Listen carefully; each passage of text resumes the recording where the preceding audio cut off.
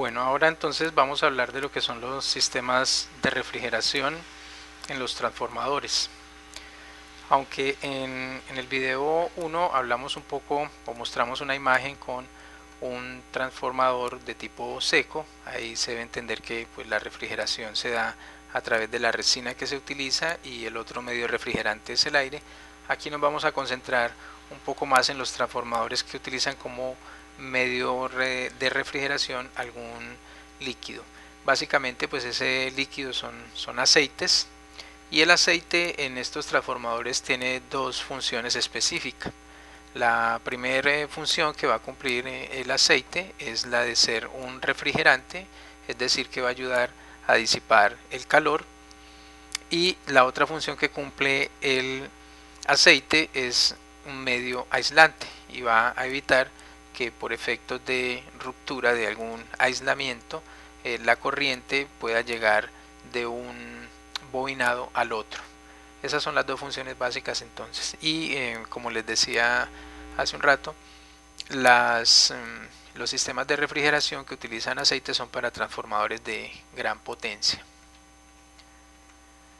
Bueno, importante entonces aquí hablar de que para atenuar el efecto de, de los aceites o de pronto el impacto ambiental, generalmente añaden unos químicos inhibidores y también se dota a la cuba de un depósito de expansión o conservador colocado en la parte alta del transformador.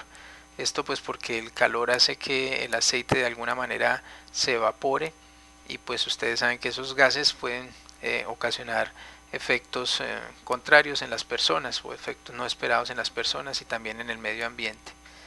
Esto es porque los transformadores de gran potencia, adicional a la cuba donde aparecen alojados los bobinados primarios y secundarios, tienen un depósito extra en la parte superior, y esto se hace con el fin de garantizar que el aceite tenga un nivel adecuado y también para ubicar algunos elementos de protección que nos permitan en un momento dado por efectos del sobrecalentamiento o recarga excesiva que le ponen al transformador, lograr ciertas protecciones y utilizar o anclar dispositivos de protección.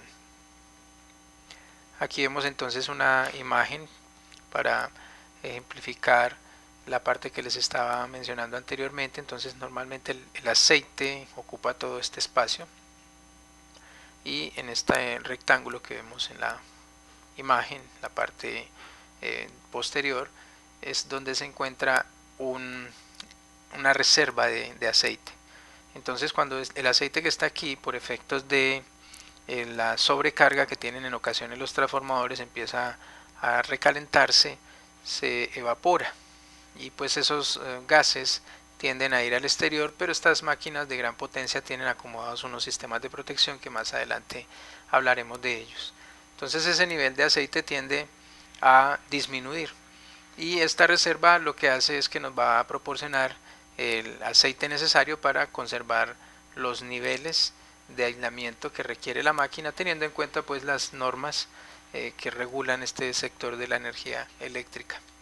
Podemos apreciar entonces en la imagen que existen unos tornillos o pernos constituidos generalmente de un material metálico, en este caso puede ser acero galvanizado, que atraviesan todo este aislante y aquí nos permitirían hacer la conexión con las salidas de alta tensión. De la misma manera tenemos tornillos del mismo material para las salidas de baja tensión. Entonces estos son los aislantes y lo que básicamente están haciendo es evitar que esta corriente que va a circular por las bobinas de alta tensión entren en contacto físico con la carcasa del transformador. De la misma forma se hace para las salidas en baja tensión.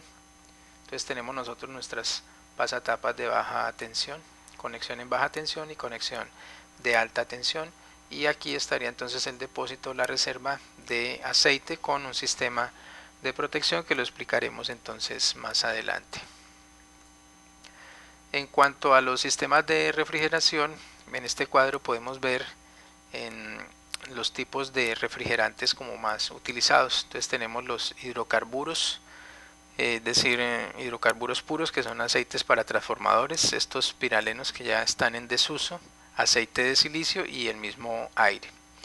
Apreciamos entonces la densidad que tienen los hidrocarburos, 900 kilogramos por metro cúbico, los piralenos 1820, el aceite de silicio 960 y el aire 1293.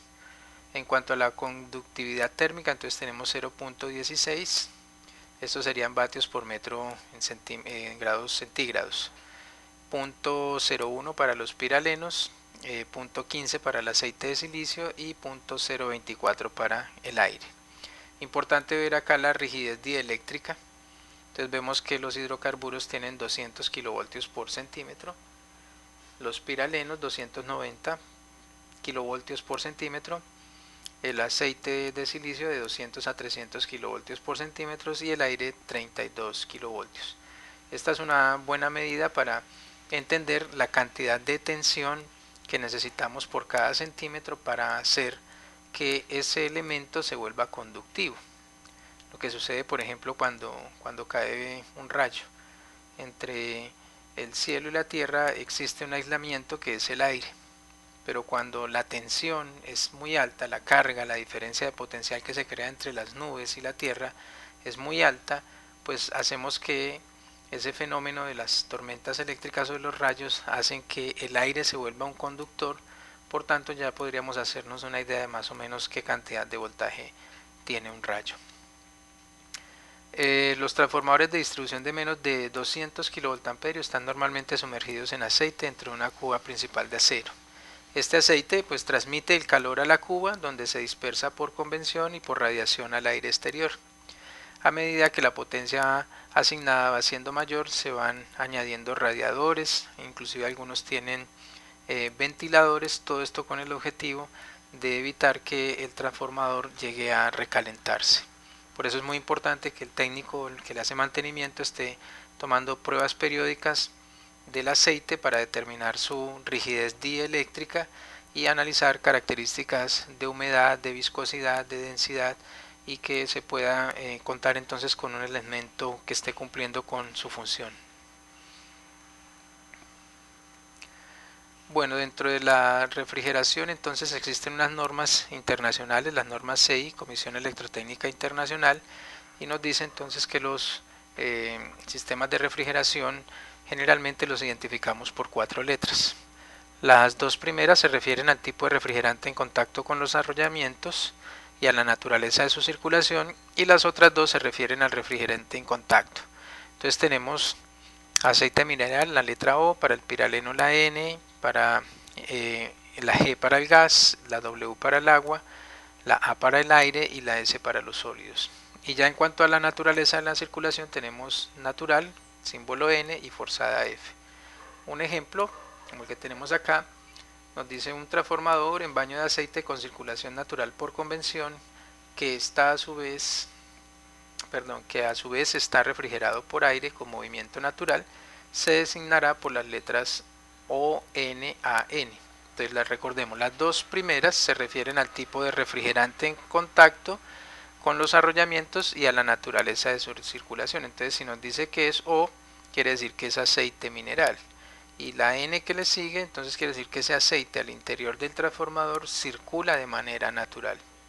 Las otras dos letras entonces nos dice que se refieren al refrigerante en contacto con el sistema de refrigeración exterior y a su modo de circulación. Entonces ya no es dentro del transformador sino fuera del transformador. Entonces la A quiere decir que es aire y la N quiere decir que es aire que pasa de manera natural.